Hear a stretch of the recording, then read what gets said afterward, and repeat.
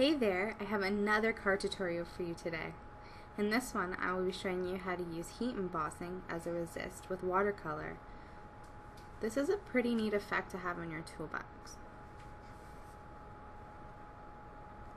To start, I just cut my card from white cardstock to a standard size and then went ahead and cut a piece slightly smaller than the front of the card.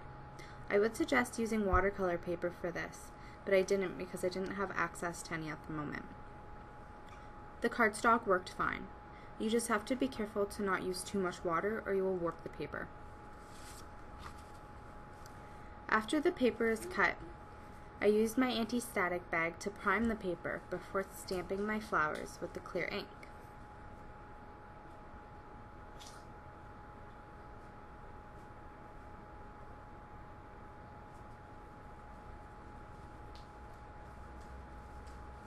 After the flowers were covered in the clear Recollections embossing powder, I went ahead and stamped some dots in between them to give the design some more interest.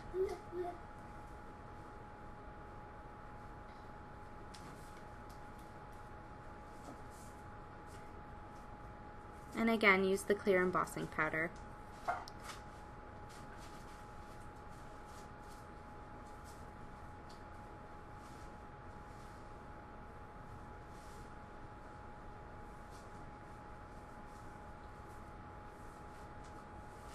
I used a small paintbrush to remove any misplaced powder. Because even when you use the anti-static bag, sometimes you do get little pieces here and there and you want to be careful not to heat emboss those.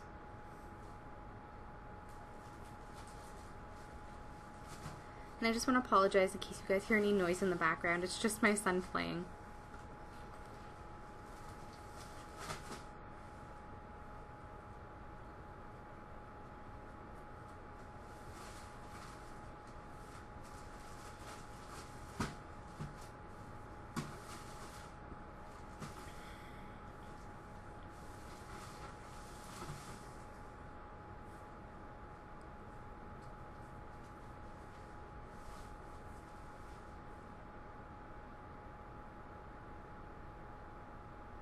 And then it's time to just heat set it. So you want to be careful heat setting the clear embossing powder because it is clear and sometimes it's kind of hard to see exactly when it's done. And the first time I ever used it, I ended up doing it a little bit too much and I melted it too much, so it didn't work quite right. So now it's time to paint. I used mauve, ultramarine blue, and brilliant red watercolors. And I just put them all on a little piece of paper underneath the paper I was painting on. Just to kind of have it right there in front of me. And when I first added the water onto it, I added a little bit too much, like I warned you about. So I just used my heat tool to dry it a bit and that worked perfectly fine. So the more water you add, the more transparent and even lighter the color will be once it's on the paper.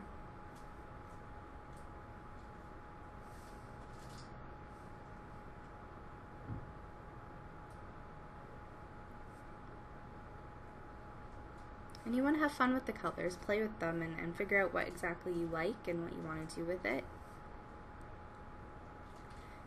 Blend them and mix them and have fun with them. I even found that a baby wipe, or I guess any kind of wipe, but I use baby wipes, was just damp enough to do a really nice job of filling in everything and then also blending the colors.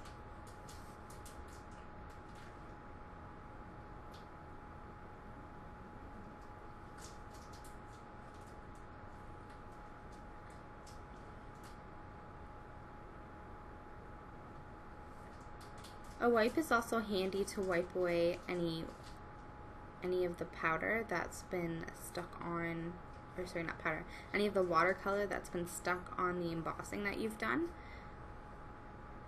It should just wipe right off because the embossing is a resist.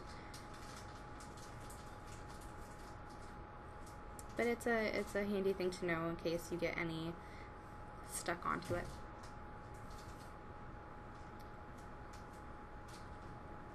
And I used my heat tool to dry the watercolor. And I also I used the heat tool on the back of the paper just to help prevent any further warping. And it did warp a tiny bit, but you couldn't tell once I used the double-sided tape to stick it on the actual card.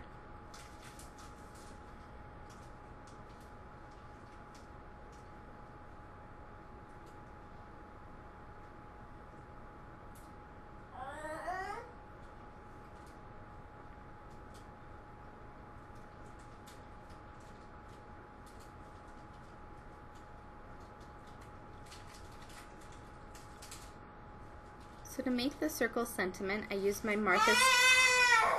Oh, yes, baby. So to make the circle sentiment, I used my Martha Stewart stamping set with the designed circle around the edge. And this stamp set was actually a really good buy. I think it was around $25, and I got it at Walmart.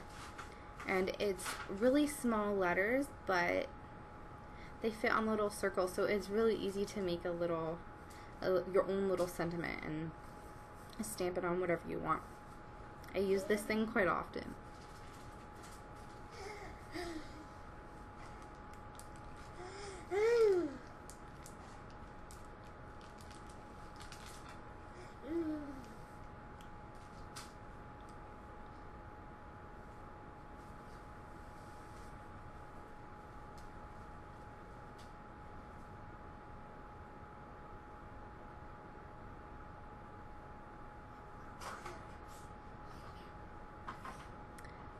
I stamped it with Memento Tuxedo Black ink, and then I just cut around it.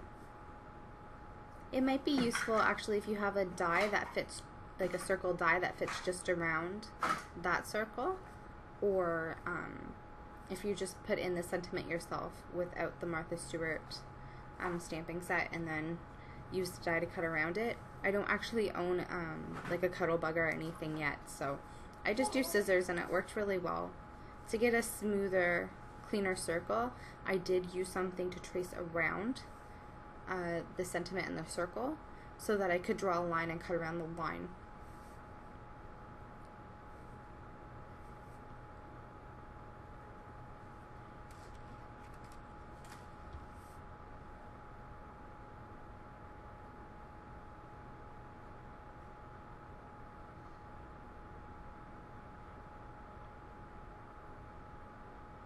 And to stick it on, I just use a little bit of wet glue.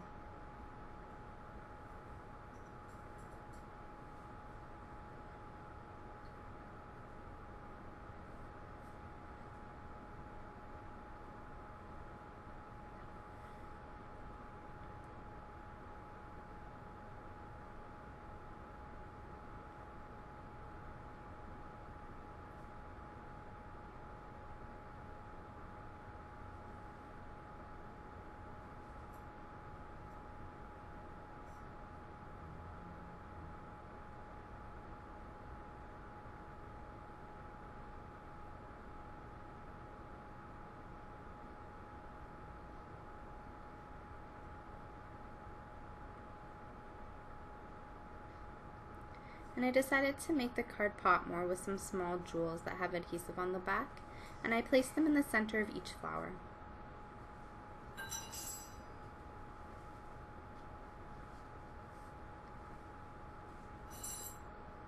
So we're just about to be done here, and I wanted to just let you guys know that if you have any suggestions for videos or any ideas or something you'd like to see me do, just let me know in the comments below. Also, if you end up making something inspired by this tutorial or any of my tutorials or my speed arts, please share with me via my social media, and all of my links will be on the end page of this video.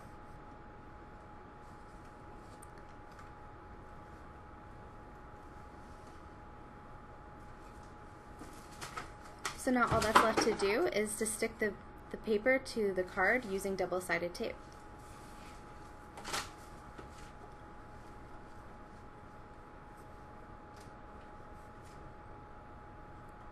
And I'm really happy with how this turned out. It's very pretty and it's perfect for Mother's Day. So I hope you all have a wonderful weekend and happy Mother's Day! Thanks for watching!